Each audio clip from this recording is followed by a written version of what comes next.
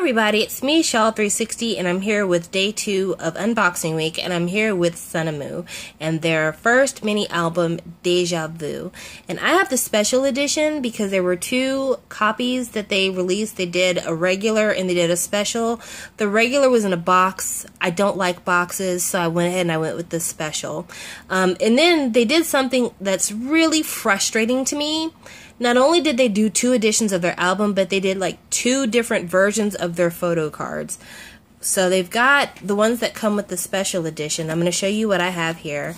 I have the Nahyun, I think that's how you pronounce her name. I have this photo card here, and then this is the back, and it's got a white back. The ones that come in the regular edition have blue backs, or like turquoise backs. That's confusing to me. And then I have this profile card, and I got Huijin. I love this little drawing here. I think that's so cute. And then this is the back of it. But yeah, I'm not sure why they did that, because again, this is a debut group, and I don't understand what that was about. Like, they're doing all this extra for a group that we don't even know. This is the picture in the front, and that's it without the glare. Those are all the girls. Something else confusing, that's the picture of all the girls lined up, right? This is the names of all the members. Why isn't this in member order? Like, was this something that somebody missed in post-production? Because, for real, like that, this is confusing to have to go like over here, and then over there, and over here, and that's confusing. I don't know why they did that. But, you know, it's TS. And then this is the spine. First mini album special edition. This is the back. Now, one thing that TS did that I actually do endorse, and I think more companies should do, first of all, it's a mini album that has a full 6 songs. Like, the intro is shorter than the other songs, obviously, because it's an intro, but it's like a 2-minute long intro, so it's practically a song. Like, it's a verse and a chorus. And then, for the songs that don't have English titles, they have English translations. Can you see them? I think that's really cool. I would like to see more companies do that. So that is one of the many things they did do right. And then, opening this special edition, the thing that I personally didn't like. Okay, so the picture that you see here, when you open this album, that's the same thing they carry throughout the photo book. And I'm cool with that. I really like the fact that it goes with the outside. I think some of these outfits are ugly. I'm not going to lie. Like, this outfit that Deanna's got, come on. That outfit is trash, and that hairstyle is weird. But they carry this theme throughout the thing with the flowers and the kind of vintagey look. Even in the back, ooh, sneak peek. Even in the back, you can see, like, stills from the MV. They're doing the same look. So it makes sense to me. But then, halfway through this photo book, those are gorgeous pictures, by the way. These are the flower profile portrait pictures. Those are gorgeous. Halfway through the photo book, they have these looks. They kept the same hair and makeup, but they have these black and white looks that just don't seem to go with the other stuff. I didn't like that. I didn't like that at all. I'm not sure why they did that. So I found that to be a bit confusing. And then the sneak peek that you saw was of this, the special photo book. So there's the CD. It looks a lot like the cover.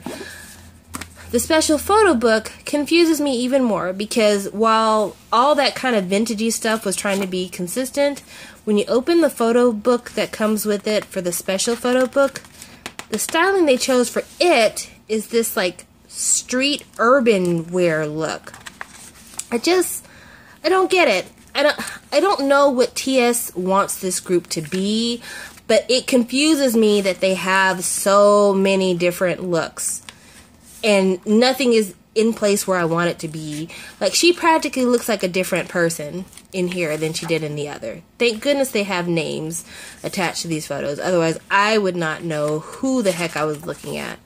But yeah, I mean, I don't know what TS was doing, but these inconsistencies, they throw me off. I don't really like them.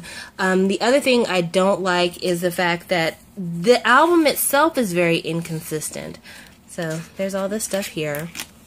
I made some notes about the album that I'm going to read to you a little bit. The intro, I love the intro to this album. It is the smokiest kind of slow jam R&B sounding song ever. Very good. I like it a lot. Problem is, as soon as this short, slow, jammy intro is over, boom, deja vu. And it's just like, what are you? Is this a vocal group? Is this a rap group? The sound it's jarring how much the sound changes.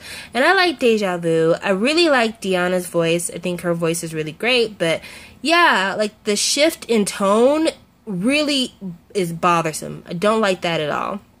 Love Call sticks with the same kind of sound that Deja Vu has. It's a hip-hop sounding song, and I like that. It's okay. I kind of wish it was a little bit faster. Maybe I feel like a little bit more instrumentation would have been good, but that's fine. But then it goes from hip-hop to disco. People's Little Sister sounds like a disco song to me. It's very dancey, and it's actually my favorite song on the album next to the intro, but still, are we trying to be Tiara? Are we trying to be the female version of BAP? Are we trying to be a smoky R&B group? I really don't know. And then the next song is very 80s. It's Little Girl, and it's extremely 80s sounding. And it's written by the same person who wrote the intro. So I don't understand that. And then the very last song, it's got kind of a hand clap percussion sound to the back of it. It's okay.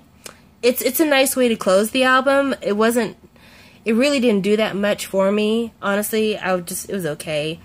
But yeah, I don't understand what TS is doing. I don't know if maybe because they lost BAP for a while, they were just grasping at straws, wondering what was going to work, but this whole thing confused me, and I really hated that, because part of the reason I bought this album, it wasn't because I was just so overwhelmed by Deja Vu. I thought Deja Vu was interesting.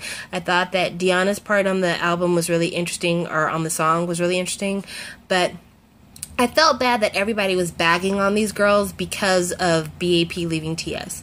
And I like Secret a lot. And so I was going to give these girls a chance just because I felt like, well, you know, it's not their fault they're with a bad company. Like, I wouldn't blame Secret for what happened with BAP. I would still support them. So let's support these new girls. They have an interesting single.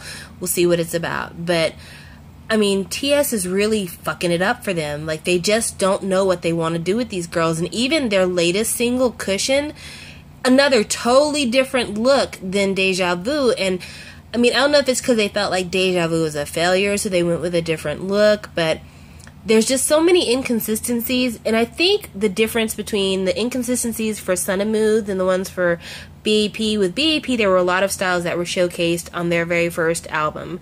But again, with them, they also had a kind of a pre-established presence because people knew who Bang Young-gook was before BAP debuted.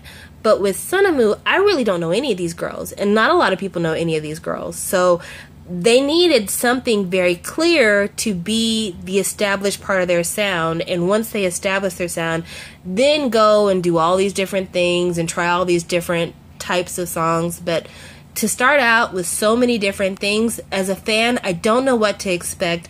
I don't know who they are, and they don't really stand out because they do a lot of different things, but they're not particularly good at any of the things that they're doing. They're just okay.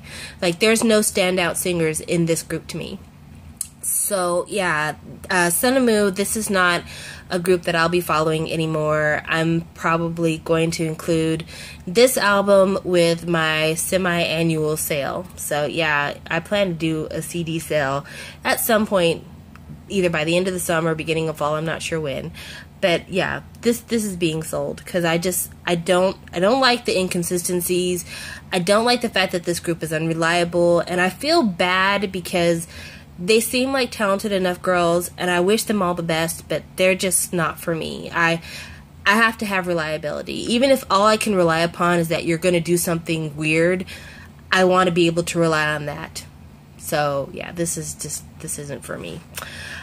So that's day 2, kind of a drag. If you disagree with me, I can understand. If you feel like I'm being harsh, I'm sorry. But if nothing else, you can rely on me to be honest. So take it for what it is, guys. I'll talk with you later. Bye.